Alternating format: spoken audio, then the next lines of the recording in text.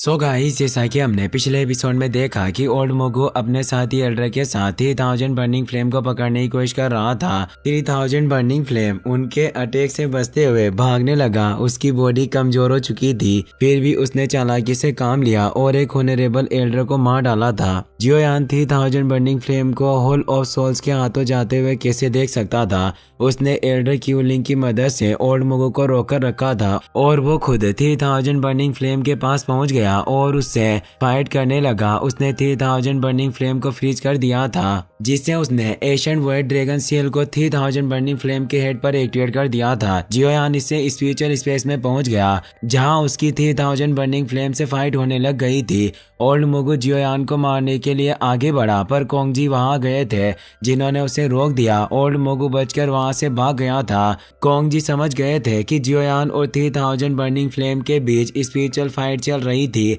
और वो उसे रोक नहीं सकते थे। इससे जियोयान को काफी हार्म पहुंच सकता था, इसीलिए वो सभी लोगों के साथ बाहर आ गए थे। फिर अब हम देखते हैं कि 3000 बर्निंग फ्लेम की एनर्जी लगातार बाहर फैलती जा रही थी और सभी एल्डर मिलकर उस स्टार रीजन की एंट्रेंस के क्रैक को ठीक करने में लगे हुए थे। वो अपनी पूरी पावर का इस्तेमाल कर रहे थे। फिर भी पिल सिटी में वो फियर्स एनर्जी फैलती जा रही थी और डार्क क्लाउड छाने लग गए थे। लिटिल फेरी डॉक्टर ये फैमिली के मिशन में मौजूद होती है। वो जियोयान के बारे में सोच रही थी। वो बोलती है कि मुझे उम्मीद है कि तुम बिल्कुल ठीक होगे। तभी वो आसमान में फैलती हुई एनर्जी को देख लेती है, जिससे पूरी पिल सिटी कांप रही थी। इससे वो परेशान होती है। जेन और बाकी सभी भी अब वहां जाते हैं। जेन कहती है कि आखिर हंगामा क्या है। जिनलान कहती है कि ये एनर्जी पिल टावर की तरफ से आ रही है, जरूर वहां कुछ घटित हुआ होगा। लिटिल फेरी डॉक्टर को जियोयान की फिक्र होती है और वो फौरन वहां जाने के लिए निकल जाती है। एल्डर तियान वो और जेन भी उसके पीछे चले जाते हैं। वहीं अब उस स्टार रीजन के कंट्रोल सेंटर की पावर अब काबू में आ चुकी थी। कोंगजी सभी से कहते हैं कि स्टार रीजन की सील पूरी तरीके से ठीक हो चुकी है और अब पिल सिटी को कोई खतरा नहीं होगा। जुआन ये भी जियोयान को लेकर परेशान थी। वो कहती है कि आखिर जियोयान की वहां अंदर क्या हालत हो रही होगी। तभी वहां फर्स्ट एल्डर क्यूलिंग आ जाते हैं। वो कहते हैं कि जियोयान के दोस्त लिटिल फेरी डॉक्टर जेन और तियान हुआ पिल टावर में आए हैं और वो लगातार जियोयान से मिलने पर जोर दे रहे हैं। तीनों एसोसिएशन हेड परेशान होते हैं क्योंकि लिटिल फेरी डॉक्टर जेन और तियान हुआ की पावर इतनी कमजोर नहीं थी कि वो उन्हें आसानी से रोक पाए। वो उन्हें पिल टावर के अंदर मिलने को बुला लेते हैं। क्यूलिंग उन्हें लेकर अंदर आ गए थे। लिटिल फेरी डॉक्टर कहती है कि वहाँ काओ यिंग, सोंग किंग और डेन चेन मौजूद है, पर जियोयान वहाँ नहीं है और सभी के चेहरे काफी उदास थे। इससे वो परेशान होती है और कुछ नहीं बोल रहा था। Little fairy doctor association head से कहती है कि पिल टावर से निकलने वाली एनर्जी काफी ज्यादा बढ़ चुकी है और ये कोई नॉर्मल एनर्जी नहीं थी। इसीलिए आप मुझे बताएं कि आखिर पिल टावर में हो क्या रहा है और जियोयान कहाँ है, क्या वो सुरक्षित है। कोंगजी भी परेशान थे। वो कहते हैं कि जियोयान अभी भी स्टार रीजन के अंदर ही है। जियन परेशान होती है तो कोंगजी बताते हैं कि स्टार रीजन के अंदर 3000 बर्निंग फ्लेम काफी भड़क उठी है, जिससे मुझे सभी को बाहर लेकर आना पड़ा, पर मैं जियोयान को बाहर नहीं ला पाया और अभी स्टार रीजन की सिचुएशन अनक्लियर है। मुझे भी नहीं पता कि अंदर क्या हो रहा है। लिटिल फेरी डॉक्टर कहती है कि आपने जियोयान को वापस लाने की कोशिश क्यों नहीं की, आपने उसे क्यों नहीं बचाया। एल्डर क्यूलिंग कहते हैं कि तुम हमें गलत समझ रही हो। हम वहाँ हाथ पर हाथ धरे यूं ही बैठे नहीं थे, हमने पूरी कोशिश की थी। लिटिल फेरी डॉक्टर को उन पर काफी गुस्सा आ रहा था। एल्डर क्यूलिंग को भी यह बात पता चल जाती है और अब वो जियोयान के दोस्तों को सारी बातें बताते हैं कि कैसे ओल्ड मोगू ने अपनी गंदी चाल चली, जिससे वो 3000 बर्निंग फ्लेम बिस्ट भड़क उठा था और कुछ भी उनके कंट्रोल में नहीं था। और उस वक्त जियोयान ने भी 3000 बर्निंग फ्लेम के होल ऑफ सोल्स के हाथों में जाने से रोकने की पूरी कोशिश की और उसने 3000 बर्निंग फ्लेम के साथ कनेक्शन बनाने की भी कोशिश की और अभी भी 3000 बर्निंग फ्लेम और जियोयान के बीच स्पिरिचुअल बैटल चल रही है। लिटिल फेरी डॉक्टर को काफी चिंता हो रही थी क्योंकि वो अपने इकलौते दोस्त को खो नहीं सकती थी और उसने मेडुसा और जूनर से भी वादा किया था कि वो जियोयान का ख्याल रखेगी। उसे चक्कर आने लगते हैं पर जियन उसे संभालती है। लिटिल फेरी डॉक्टर कहती है कि चाहे कुछ भी हो जाए, पर मैं जियोयान को वापस लाकर रहूंगी और खुद उस स्टार रीजन में जाऊंगी। यह कहकर वहां से जाने लगती है तो एल्डर क्यूलिंग उसे रोकते हैं। लिटिल फेई डॉक्टर कहती है कि रास्ते से हट जाओ।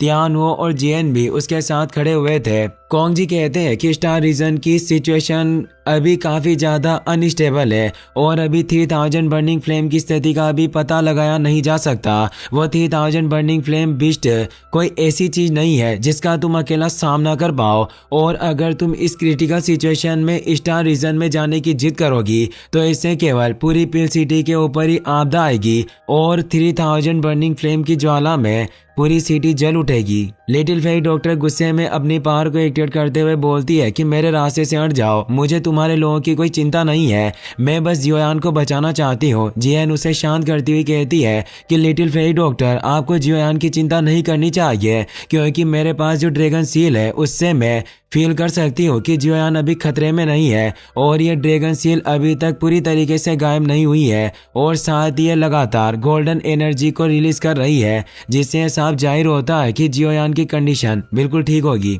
जुआनी कहती है कि हो सकता है कि जियोयान 3000 बर्निंग फ्लेम को कंट्रोल कर रहा हो और ये वक्त उसके लिए 3000 बर्निंग फ्लेम को वश में करने का एक इम्पोर्टेंट मोमेंट हो। अगर हम इस वक्त अंदर गए तो हो सकता है कि हम उसके लिए परेशानी का कारण बन जाए। जुआन कोंग जी भी कहते हैं कि मैं जानता हूँ कि तुम्हें जियोयान की फिक्र है, पर तुम चिंता मत करो, जैसे ही सही वक्त आएगा मैं खुद तुरंत जियोयान को लेने के लिए स्टार रीजन में प्रवेश करूंगा और उसे बाहर ले आऊंगा। लिटिल फेई डॉक्टर कहती है कि अगर जियोयान की कंडीशन अंदर बदल गई तो मैं अपनी जिंदगी को जोखिम में डाल दूंगी और मुझे स्टार रीजन को तोड़ने से कोई नहीं रोक पाएगा। यह कहकर वहां से निकल जाती है। कोंग जी इससे परेशान होते हैं और अब हमें स्टार रीजन का सीन दिखाया जाता है जहां जियोयान और 3000 बर्निंग फ्लेम के बीच अभी भी स्पिरिचुअल फाइट चल रही थी। जियोयान ने खुद के चारों तरफ एक प्रोटेक्टिव बैरियर को एक्टिवेट कर लिया था जिससे वो 3000 बर्निंग फ्लेम के अटैक से बच रहा था। 3000 बर्निंग फ्लेम उसे कहता है कि क्या तुम हमेशा के लिए इस बैरियर के अंदर छिपे रहोगे?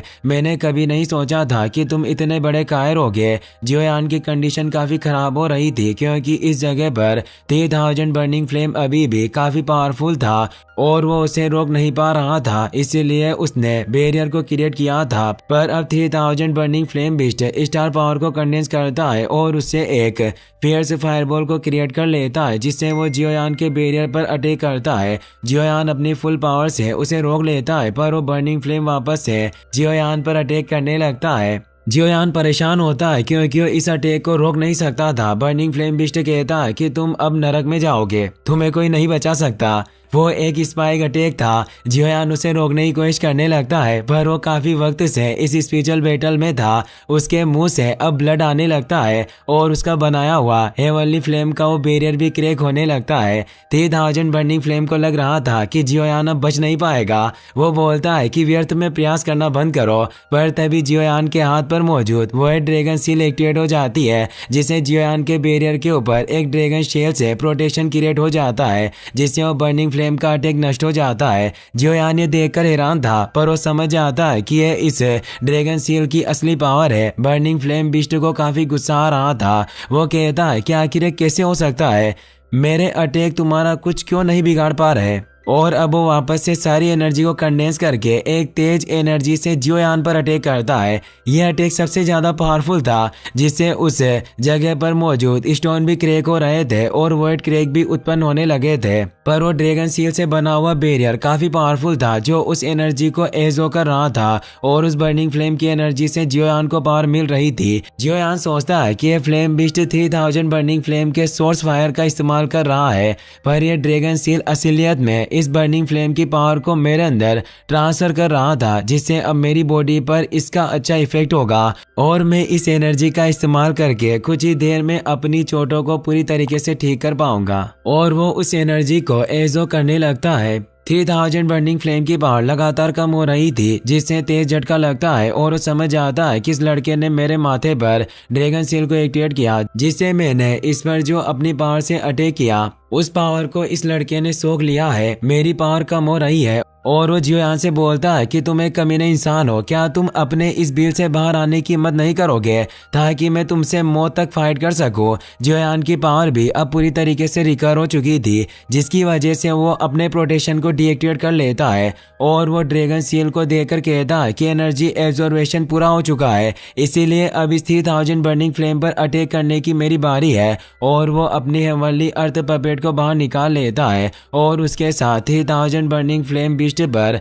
अटैक करने जाने लगता है। 3000 बर्निंग फ्लेम बिस्ट यह देखकर काफी गुस्सा होता है। वो कहता है कि कमीने इंसानों, तुम सिर्फ मरने के ही हकदार हो, और वो अपनी पावर से जियोयान पर अटैक करने लगता है, पर जियोयान अपने ग्लेज्ड लोटस फ्लेम से उस अटैक को रोक लेता है। उन दोनों की पावर हेवनली फ्लेम होने से काफी तेज एक्सप्लोजन क्रिएट हुआ था। जियोयान अपनी हेवनली अर्थ पपेट को एक्शन लेने को कहता है। हेवनली पपेट फ्लेम बिस्ट पर अटैक करने की कोशिश करता है, पर वो हेवनली बिस्ट अपनी पूंछ से उसे दूर कर देता है, पर हेवनली अर्थ पपेट उसे पंच मारने लगता है। 3000 बर्निंग फ्लेम अब काफी कमजोर हो चुका था, जिससे वो उसके मुक्कों का विरोध नहीं कर पा रहा था और वो हेवनली पपेट उससे लगातार जोर से मारता जा रहा था। 3000 बर्निंग फ्लेम अब काफी कमजोर होकर नीचे गिरने लगा था। उसके पास अब कोई रास्ता नहीं था और वो अब अपनी अल्टीमेट टेक्निक को एक्टिवेट करने लगता है और वो जियोयान से कहता है कि मैं अपने साथ साथ तुम्हें भी अब नष्ट कर दूंगा। उस टेक्निक से वो एक जाइंट एनर्जी में बदल चुका था,